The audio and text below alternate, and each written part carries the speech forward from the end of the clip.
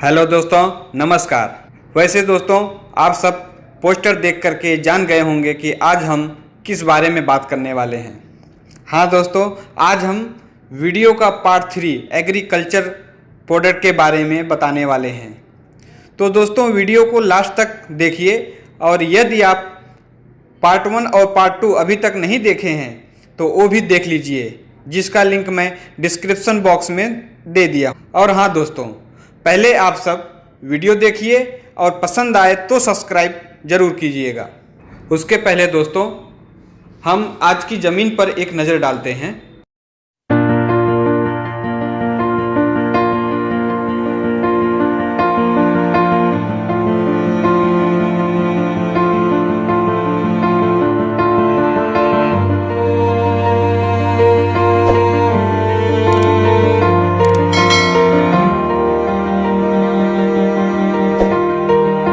किसान भाई कह रहे हैं कि क्या डीएपी एकमात्र सलूशन है, तो ऐसा बिल्कुल भी नहीं है। डीएपी की अगर हम बात करें तो इसके अंदर सिर्फ 2 ही पोषक तत्व आपको मिलते हैं। एक होता है नाइट्रोजन, दूसरा होता है फास्फोरस। नाइट्रोजन की अगर मात्रा की बात की जाए तो इसमें 18% है और फास्फोरस की अगर हम मात्रा की बात करें तो 46% आपको मिलती है। उसमें से भी 39.5% जो होती है वो हमारे पौधों को मिलने वाली होती है और बाकी जो फास्फोरस होता है वो सॉलिड फॉर्म होता है, जिसके कारण से हमारी जो मिट्टी है वो हमेशा से ही हार्ड होती जा रही है। दोस्तों, जैसा कि आपने वीडियो में देखा कि सभी किसान रासायनिक खाद का प्रयोग करके खेत को और पैदावार को जहरीला बनाते जा रहे हैं। तो दोस्तों, आज हमें ज़रूरत है कि हम सब और किसान भाई मिलकर रासायनिक खादों को हटाकर देसी खाद का प्रयोग करें और खेतों को जैविक बनावें। तो दोस्तों, इसी में से आज हम बात करेंगे यशबीज मार्केटिंग प्राइवेट लिमिटेड कंपनी के बारे में, जो कि एग्रीकल्चर प्रोडक्ट में पे भी काम कर रही है। जो कि यशबीज मार्केटिंग कंपनी ने एग्रीकल्चर के लिए 3 प्रोडक्ट को लॉन्च किया है, जिसमें से पहला है यशबीज सॉइलर, दूसरा है यशबीज गोल्ड और तीसरा है यशबीज डायमंड। तो दोस्तों, यशबीज सॉइलर के बारे में बात करें तो यशबीज सॉइलर एक जैविक खाद है। दोस्तों, इस जैविक खाद को एक चमत्कारी खाद कहा जा सकता है, क्योंकि दोस्तों आप सब जानते हैं कि जो जमीन के अंदर सूक्ष्म जीवाणु और केचुए होते हैं वो आज के समय में जमीन के 7वें परत के नीचे जाकर डीएपी और यूरिया के कारण मृतक अवस्था में पहुंच चुके हैं। दोस्तों, आप सब जानते ही होंगे कि केचुआ किसान का मित्र कहा जाता है, लेकिन वही किसान आज केचुओं का दुश्मन बन बैठा है, क्योंकि यूरिया और डीएपी केचुए के लिए जहर है। तो दोस्तों, यशबीज सॉइलर का प्रयोग करके हम डीएपी और यूरिया को बंद कर सकते हैं। दोस्तों, यशबीज सॉइलर की ताकत के बारे में बात करें तो यह है 3 ट्राली गोबर के बराबर 1 किलो सॉइलर है। दोस्तों, जिस खेत में सॉइलर का यूज होगा उसमें केचुओं की बढ़ोतरी होगी और जब केचुओं की बढ़ोतरी होगी तो खेत जैविक हो जाएगा। दोस्तों, इसका प्रयोग आप खेत में कीट के साथ डाल सकते हैं और इसको डालते ही खेत में सिंचाई करना होता है। दोस्तों, सिंचाई करते ही एक खाद जमीन के 6 मिनट के अंदर ही जमीन के 6 लेयर तक पहुंच जाती है। तो दोस्तों, एक खाद खेत के लिए भगवान का वरदान है और केचुओं के लिए संजीवनी है। आगे दोस्तों हम बात करते हैं दूसरा यशबीज गोल्ड के बारे में। दोस्तों, यशबीज गोल्ड के बारे में बात करें तो यह अरंडी का खाद है। दोस्तों, अरंडी को कई जगह रेड़ का पेड़ भी कहा जाता है।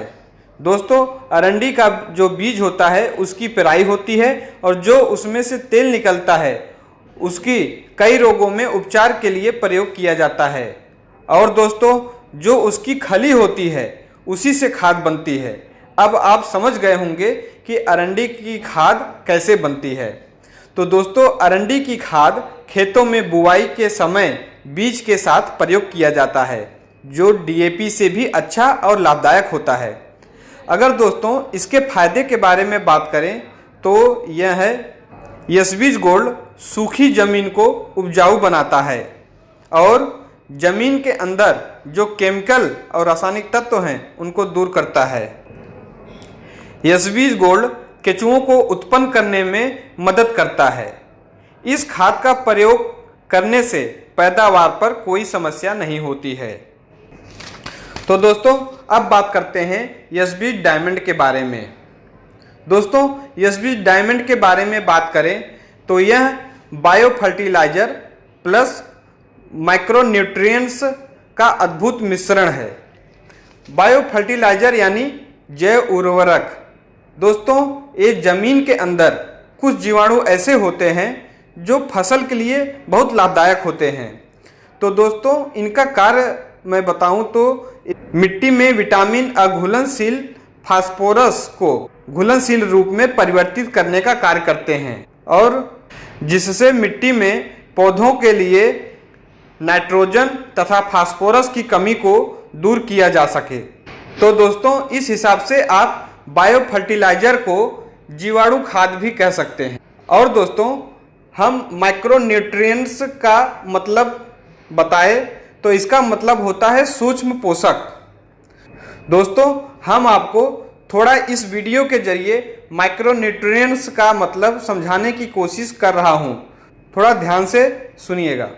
तो आज की वीडियो में हम लोग देखेंगे कि माइक्रो न्यूट्रिशन को पौधे को कितनी ज़रूरत पड़ती है, कितनी मात्रा में कौन कौन से न्यूट्रिशन की ज़रूरत पड़ती है हमारे पौधे में।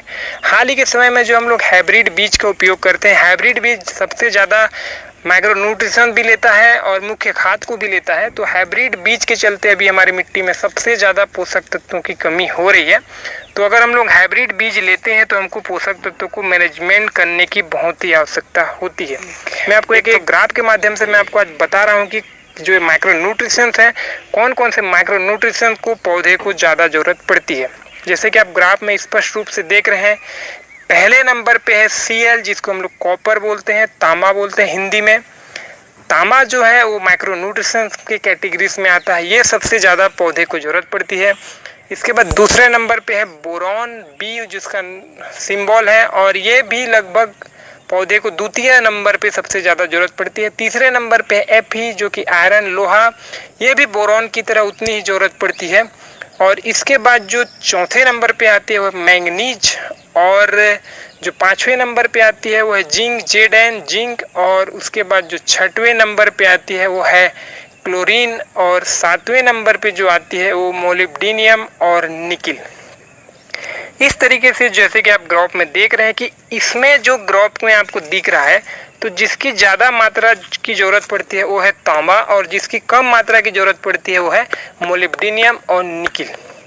इसका मतलब ये नहीं कि इनकी ज़रूरत नहीं पड़ती है, लेकिन इनकी भी ज़रूरत पड़ती है, मोलिब्डेनियम और निकिल। दोस्तों आप वीडियो देख करके समझ गए होंगे कि माइक्रोन्यूट्रिएंट्स का क्या मतलब है। अब हम बात करते हैं इसमें होने वाले फायदे के बारे में।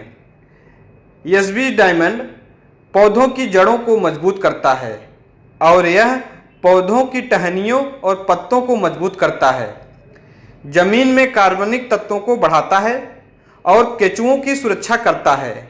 और सबसे अच्छी बात यह है कि इसका प्रयोग करने से ठंडी हो या गर्मी, बरसात का असर फसल पे नहीं पड़ता है। तो दोस्तों ये है एसबीज मार्केटिंग के एग्रीकल्चर प्रोडक्ट के बारे में और उनके फायदे के बारे में। आशा करते हैं कि दोस्तों आप सबको समझ में आ गया होगा। तो दोस्तों वीडियो को लाइक शेयर जरूर करिएगा, और दोस्तों कोई अगर कमी हो तो कमेंट बॉक्स में ज़रूर बताइएगा।